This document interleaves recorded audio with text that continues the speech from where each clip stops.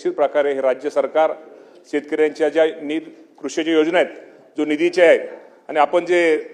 राज्य सरकारच्या वतीने आपण जे शेतकऱ्यांच्या बाबतीमध्ये योजनेमध्ये त्यांना कळवलेलं आहे, त्या बाबतीमध्ये निधीच्या बाबतीमध्ये निश्चित प्रकारे निधी हा प्रत्येक शेतकऱ्याला दिला जाईल आणि या बाबतीमध्ये जो कमी जास्त निधी जर राहिला यांत्रिकरणाच्या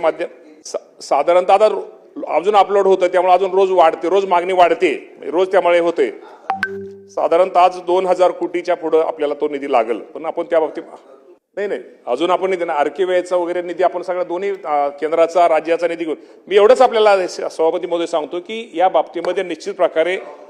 शेतकऱ्यांना निधी हा दिला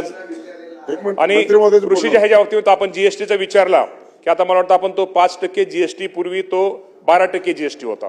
तो आता 5% केलेला आहे। त्यामुळे मी आपल्याला एवढं सभापती महोदय सांगतो की निधीच्या बाबतीमध्ये शेतकऱ्यांना कुठलीही कमतरता भासणार नाही। निश्चित प्रकारे जे शेतकऱ्यांच्या ज्या योजनेमध्ये शेतीविषयक मी मागाशी परत सांगतो की या बाबतीमध्ये निश्चित प्रकारे राज्य सरकार सतर्क आहे, शेतकऱ्यांच्या बाजूने आहे। जे शेतकऱ्यांच्या हिताचं असेल त्या बाबतीमध्ये निर्णय घेतला जाईल। या बाबतीमध्ये निधीच्या बाबतीमध्ये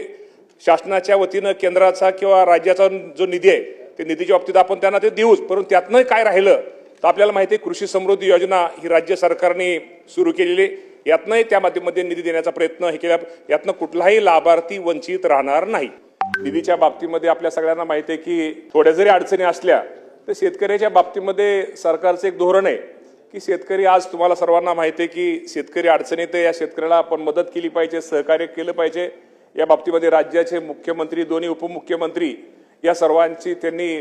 प्रत्येक वेळेस त्यांनी स्पष्ट केलेले आणि या अडचणीच्या काळामध्ये किंवा शेतकऱ्याच्या पाठीमागे सरकार राहिलेलं आहे आणि जे आता सदाभाऊंनी सांगितलेल्या बाबतीमध्ये निश्चित प्रकारे या निधीच्या बाबतीमध्ये सरकारच्या माध्यमातून निधी हा निश्चित प्रकारे शेतकरी कुठलाही वंचित राहणार नाही आणि यातनंही या बाबतीमध्ये जी आपण कृषी समृद्धी आमची जी योजना सरकारने जाहीर केलेली होती, आज जरी निधीच्या बाबतीमध्ये थोडी कमतरता असली भविष्यामध्ये या निधीच्या माध्यमातून कुठलाही माझा शेतकरी लाभार्थ्यातनं प्रत्येक ज्या कृषी योजनेतनं वंचित राहणार नाही, ही काळजी निश्चित प्रकारे घेतली जाईल।